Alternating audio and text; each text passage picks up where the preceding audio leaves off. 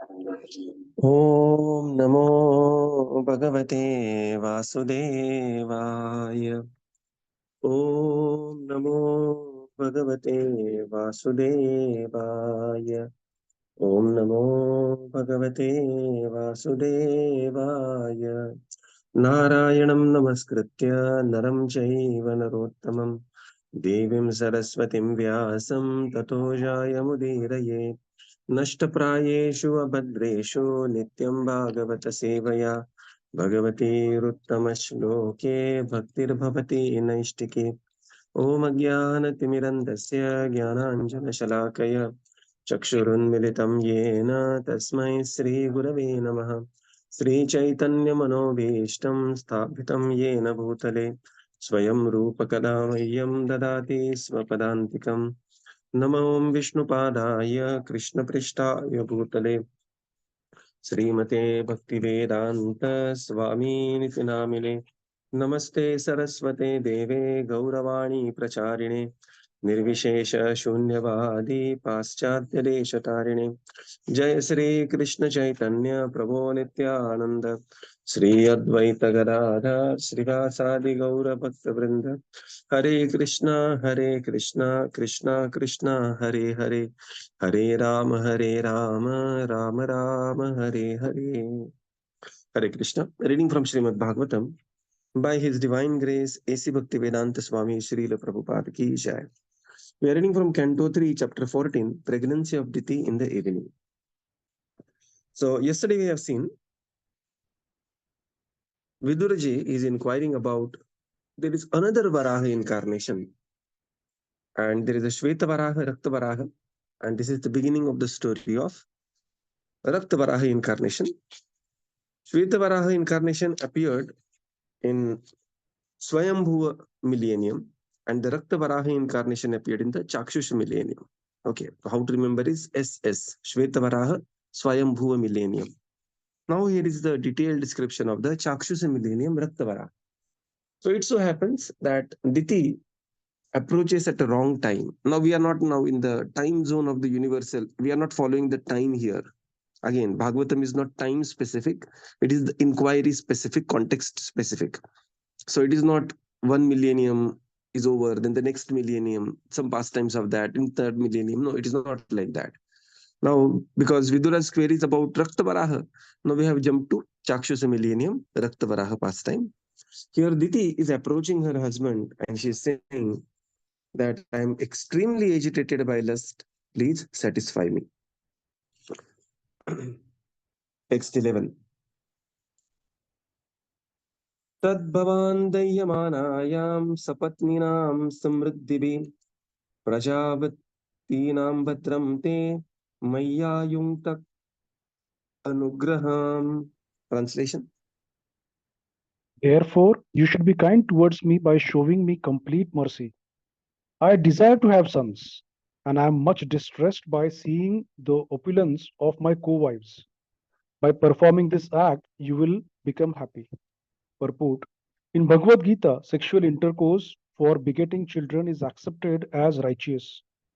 A person sexually inclined for simple sense gratification, however, is unrighteous. In Diti's appeal to her husband for sex, it was not exactly that she was afflicted by sex desires, but she desired sons. Since she had no sons, she felt poorer than her co-wives. Therefore, Kashyapa was supposed to satisfy his bona fide wife. Hare Krishna. Diti, she says, you should be kind towards me, Kaśyapa Muni, and showing me your mercy, that I desire to have sons, and I am much distressed to see other co-wives with their children, and I am not happy. I am not happy because I do not have any sons. In the purport, Srila Prabhupada explains, in the Bhagavad Gita, for begetting children, the activities is accepted as dharma, righteous. Dharmo viruddha bhuteshu kamosmi bharatarshava. So that kama, which is in accordance with dharma, is accepted as dharma. See the broadness of Bhagavad Gita and broadness of Bhagavatam, right? And therefore, actually, it is said that when one begets children, one is actually repaying the runa, the debt of the forefathers, right? And so then what is generally not very recommended as a sense gratification is the person inclined towards the activity as simply as the sense gratification and not for raising the children. So that is the idea. Now, previous times, what used to happen is people were less lusty, but they had more children. Modern day, what is happening is people are extremely lusty, but they are having less children. Okay, so this is the difference between this is the advance of Kali Yuga and the struggles of Kali Yuga, so on and so forth. So in Diti's appeal, it was not exactly as so much afflicted from the desire. She was more feeling very morose that she doesn't have any children. Same we see that, when Madri is approaching Pandu saying that Kunti has three children, I have none, and I am feeling. And Kunti says, no, these are your children. But Madri says, no, I want to have my children. So the same feeling of Madri, similarly here we have Diti as well. Text 12. Bhartaryor urumananam lokanam vishate yashah patirbhavadvidho yasam prajayananujayate. Translation. Translation: a woman is honored in the world by the benediction of a husband, and a husband like you will become famous by having children because you are meant for the expansion of living entities. Purport: according to Rasa Bhavadeva, one should not become a father or mother unless one is confident that he can beget children whom he can deliver from the clutches of birth and death. Human life is the only opportunity to get out of the material scene, which is full of the miseries of birth, death, old age, and disease. Every human being should be given the opportunity to take advantage of his human form of life, and a father like Kaśyapa is supposed to beget good children for the purpose of liberation. Hare Krishna. So Diti here says, a woman and man, they are honored when they have children. And what is the purpose of having children? Purpose of having children is to give, Srila Prabhupada writes in the purport, that it is giving a facility to become, to purify their existence and facilitate the living entities going back home, back to Godhead. So this is the noble cause of having children. And then we will see Lord Rishabhadev, he is going to say, Guru Nasasya, Pita Nasasya. One should not become a father, mother, or guru unless he is able to take the dependents back home, back to Godhead and deliver them from the crutches of birth and death. What this means is, one should be able to give the facility for children to practice devotional service.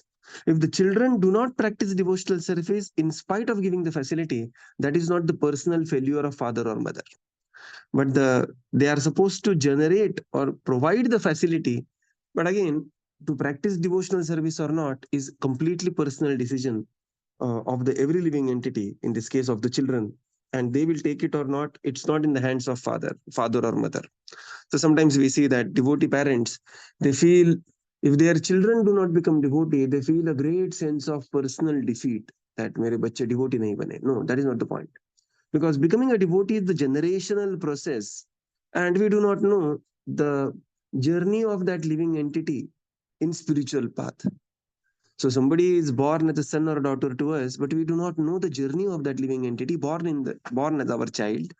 So we have to have complete unconditional love towards the child, giving the complete facility to take up to devotional service, encouragement to take up to devotional service. But if the child doesn't take up to devotional service, it is not the personal failure of the father or mother.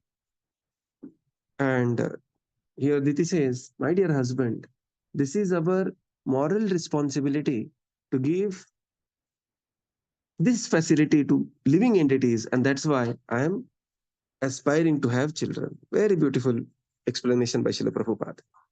Text 13. Pura pitano bhagavan daksho druhiturvatsalah kam vrunitavaram vatsa itti pruchat pruthak. Translation. In days long ago, our father, the most opulent Dakṣa, who was affectionate to his daughters, asked each of us separately whom we would we would prefer to select as our husband. Purport: it appears from this verse that free selection of a husband was allowed by the father, but not by free association.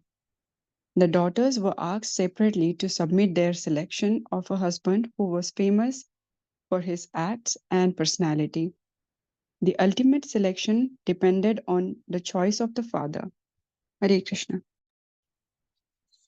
Long ago, my father, who is Druhitruvatsalaha, especially very, very close to the daughters. So this is the natural affection that, the father will have a very special affection for the daughter.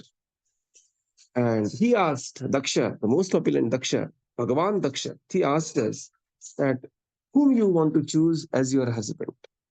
And the purport Srila Prabhupada says, there was Swayam Varaha, pre-selection of the husband. Swayam Vara. Swayam means personally. Vara means I am going to select my husband. Swayam Vara. But there was no unrestricted mixing. Right. So there was free selection, but not the free association. Very beautiful. And here daughters were asked separately, what is your choice? And then the final choice was made by the father. Why? Because that is the age, teenage is the age where one is carried away with different kinds of emotions. And nowadays, either people will have one of the two. People will have either they will just give free will to the child and they will say, oh, you select whatever you want. It's your life. People do not want to take the responsibility of this selection. And there are even more complex things as well. Later if something goes wrong, and there is always a chance that the child will fire back on the parent. And so they say that you only select. But in this case, what happens is that the entire experience the parents have, that is not being utilized in case of the selection of the husband or wife for the child. And sometimes, there's somebody, of course, now this is happening very, very less, but somebody, simply a boy or girl is trusted on other person saying that, oh, I have selected and you marry. And, the love will automatically develop once you are married. So here, one has to have a golden mean of both these things. Right. So here Prabhupada says the daughters were asked that what is your choice, but the ultimate selection were done by the parents, considering the greatest welfare of the child in the mind. Text 14. Na viditvatmaja no bhavam santan bhavan trayodadasat dasan yaste shila manuvratah. Translation.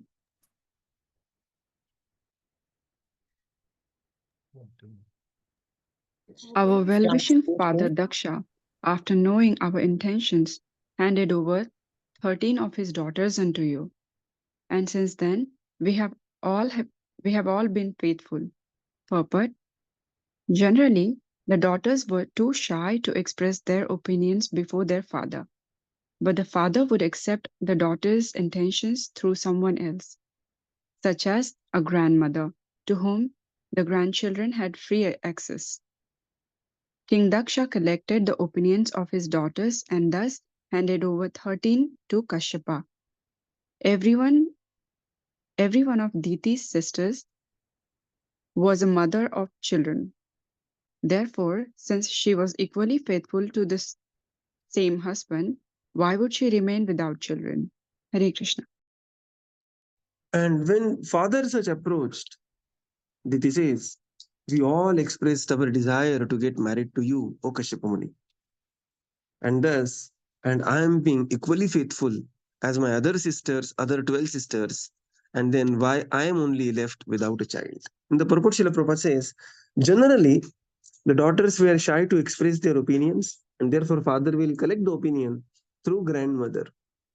So in parenting, that is the case that, one has to be motherly and one has to be fatherly, right?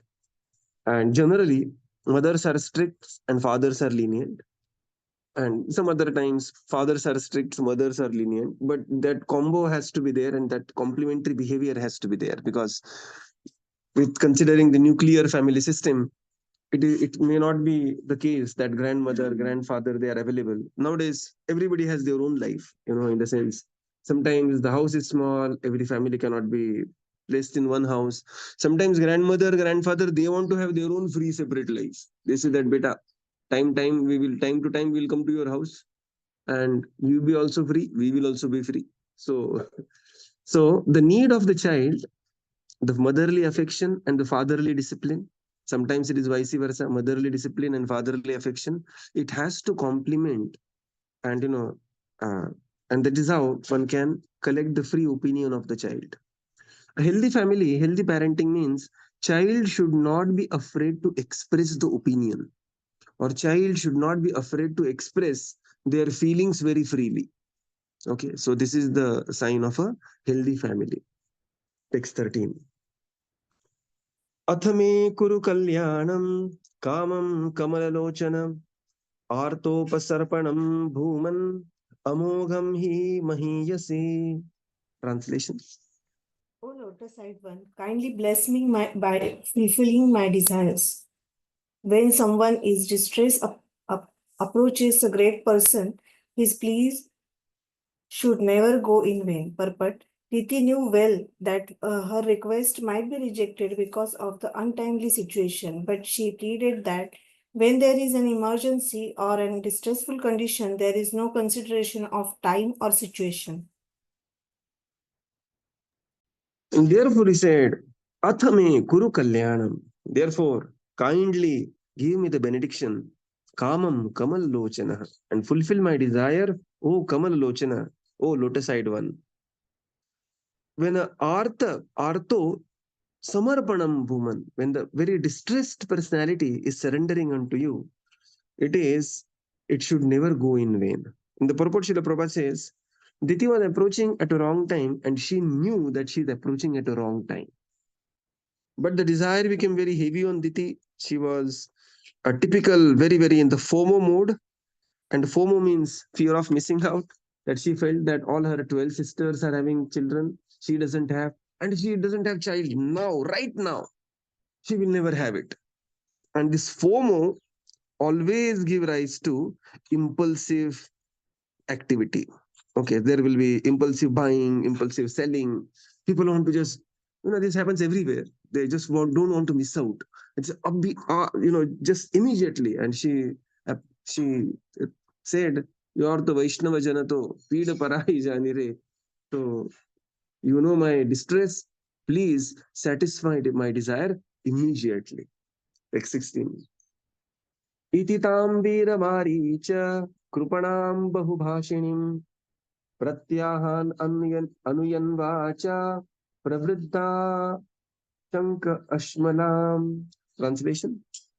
O hero, Vidura, Diti being thus afflicted by the contamination of lust and therefore poor and talkative, was pacified by the son of Marichi in suitable words. Purport. When a man or a woman is afflicted by the lust of sex desire, it is to be understood as sinful contamination. Kaśyapa was engaged in spiritual activities, but he did not have sufficient strength to refuse his wife, who was thus afflicted. He could have refused her with strong words expressing impossibility, but he was not as spiritually strong as Vidura. Vidura is addressed here as a hero because no one is stronger in self-control than a devotee of the Lord. It appears that Kaśyapa was already inclined to have sexual enjoyment with his wife, and because he was not a strong man, he tried to dissuade her only with pacifying words. Then he says, Ititam Veera Maricha. O Veera, O Vidura, Maricha, Kaśyapa, the son of Marichi, Krupanam Bahubhashinim, unto that poor, very, very talkative Diti, he could not refuse. And he began to speak in a pacifying words. In the purport, Srila Prabhupada says, when someone is afflicted by the lust, they will be very, very talkative and very, very poor in their understanding and judgmental of the situations. That we see so freely in, these days in the colleges. That It's people, it's very, very easy to understand. And here Prabhupada says here, why Vidura is called as Veera? Otherwise, Kaśyapa, the great personality, Kaśyapa is a very great personality. Later we will see Kaśyapa situated in his own greatness, and he predicts what will happen because of this untimely union and what is the remedy for that union. And he is the father of, the Devatas. He is the father of, he's such a great personality, Kaśyapa.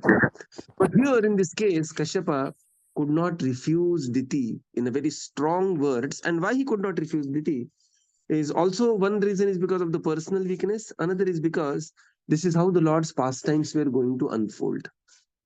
Right. And here Prabhupada says why Vidura is called as Veera, because Vidura was always strong in his conviction, and he expressed his conviction in very strong words to Dhritarashtra always. So he said, my dear Vidura, you always very strongly gave your opinion to Dhritarashtra without considering the consequences. And ultimately, for those strong words only, you were kicked out of the palace, you were deprived of your desh, of your family, of your occupation, and you are on this pilgrimage. But Kaśyapa was not as strong as you, and therefore you are Veera. And he could not speak, and therefore he began to speak in very pacifying words towards Diti. Text 17. एषतेऽहं विधास्यामि प्रियं भिरुयदिच्छसि तस्याः कामं न कर्ता कुर्यात् सिद्धिस्त्रैवर्ग्यकी यतः. Translation. O afflicted one, I shall forth. Sorry,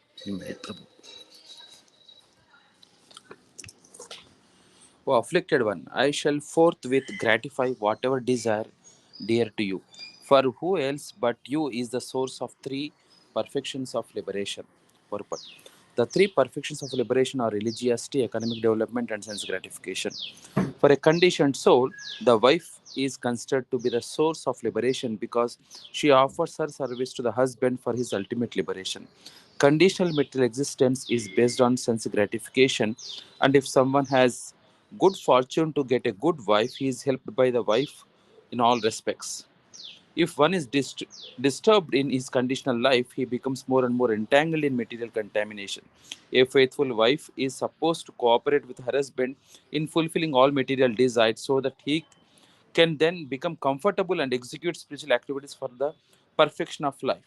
If, however, the husband is progressive in spiritual advancement, the wife undoubtedly shares in his activities, and thus both the wife and husband profit in spiritual perfection. It is essential, therefore, that girls as well as boys be trained to discharge spiritual duties so that at the time of cooperation both will be benefited. The training of the boy is brahmacharya and the training of the girl is chastity. A faithful wife and a spiritually trained brahmachari are a good combination for advancement of the human mission. Thank you. O afflicted one. So here he says that, O Diti, I will surely gratify your desires, because who else than you is going to give me success in three varga. In the purport, Srila Prabhupada says the perfection of three varga here is talked about: dharma, artha, and kama. Religiosity, economic development, and sense gratification. For a conditioned soul, wife is considered to be the source of liberation because she offers her service to the husband for his ultimate liberation. And therefore, Prabhupada says it is a good fortune to get a good wife, and it is a good fortune to get a good husband as well, right? Because such husband and wife, they can help each other in all respects and advance in spiritual life. And therefore, this family system, like the very faithful husband and wife, they are supposed to cooperate with each other and thus legitimately fulfill the material desires and become comfortable in execution of the spiritual activities. And that is the final perfection of life, that is moksha or Bhagavad Bhakti. And therefore, it is very important. What is important is that the boy is trained in brahmacharya, Prabhupada says, and the girl is trained in chastity. This is how the combination of a faithful wife and the spiritually trained husband can bring all good, and they both can fulfill their human mission of the human life. So this is, the importance of wife, importance of husband, importance of cooperation, importance of training. Srila Prabhupada very beautifully explains here. Later we will see wife is also called as Durga. Durga means she is considered as the fort which will be saving the husband from different attacks. Okay, and therefore one should be, of course, sometimes she may appear like Durga, but the wife is considered as the Durga or the fort. Okay, so here is the very very specific purport dedicated to greatness and importance of wife in the life of a husband to spiritually advance in his activities. Text 18. सर्वाश्रमानुपादाय स्वाश्रमेण कलत्रवान् व्यसनार्णवत्येति जलयानैर्यथार्णवम्. Translation. As one can cross over the ocean with sea-going vessels, one can cross the dangerous situation of the material ocean by living with a wife. Purport. There are four social orders for cooperation in the endeavor for liberation from material existence. The orders of brahmacharya or pious student life, household life with a wife, retired life, and renounced life all depend for successful advancement on the householder who lives with a wife. Cooperation is essential for the proper functioning of the time institution of the four social orders and the four spiritual orders of life. The Vedic Varnashrama system is generally known as the caste system. The man who lives with a wife has a great responsibility in maintaining the members of the other social orders, the brahmacharis, vanaprasthas, and the sannyasis. Except for the grahasthas or the householders, everyone is supposed to engage in the spiritual advancement of life, and therefore the brahmachari, the vanaprastha, and the sannyasis have very little time to earn a livelihood. They therefore collect alms from the grahasthas, and thus they secure the bare necessities of life and cultivate spiritual understanding. By helping the other three sections of society cultivate spiritual values, the householder also makes advancement in spiritual life. Ultimately, every member of society automatically becomes spiritually advanced and easily crosses the ocean of nations. Hare Krishna.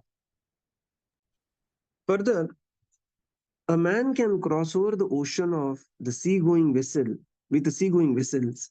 Similarly, one can cross the dangerous situation in the material ocean by living with a legitimate wife. So here, sometimes we always see some verses about less intelligent, this or that.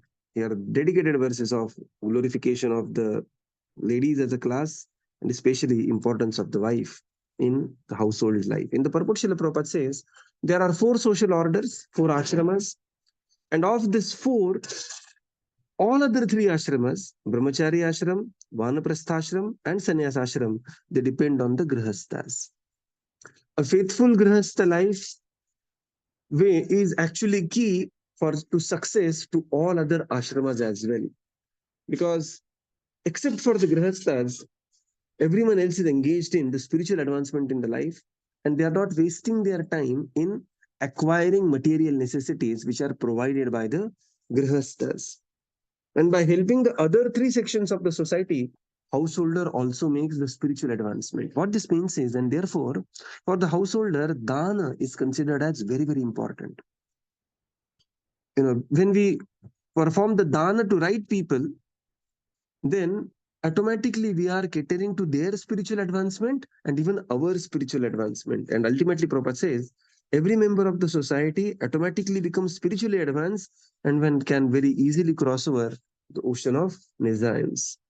And this is how, instead of chastising Diti, Kaśyapa Muni began to glorify Diti because he felt little weak and he was not as Veera as Vidura. So we will conclude here and continue tomorrow. Srila Prabhupada ki jai, Gaura Bhakta Vrinda ki jai. Thank you, Prabhupada. Thank you, Thank you, everyone. Prabhupada. Thank you, Thank you, Prabhupada. Prabhuji. Thank you, Thank you, Prabhupada. Prabhupada. Thank Thank you, you, Hare Prabhu. Thank you, Krishna. everyone. Hare Krishna.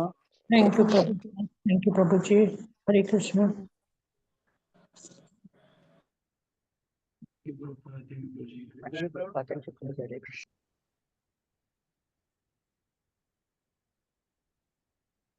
आम्हाला विचारायला देत नाही. माझा doubt कोण clear करणार?